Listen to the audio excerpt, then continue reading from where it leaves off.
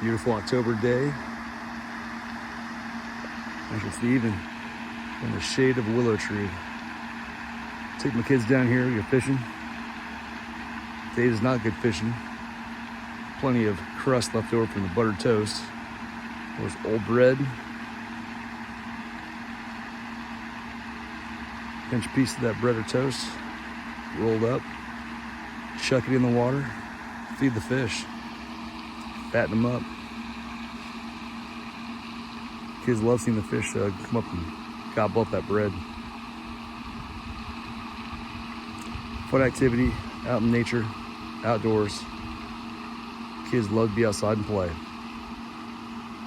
Had opportunities like this, just to be outside, a little water, just a little pond. Run around, play, a lot of energy out.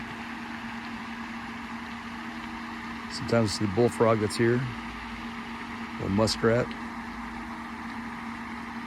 Usually always see the ducks and the geese. It's a good opportunity for children to be out here, learn about nature, learn about their environment.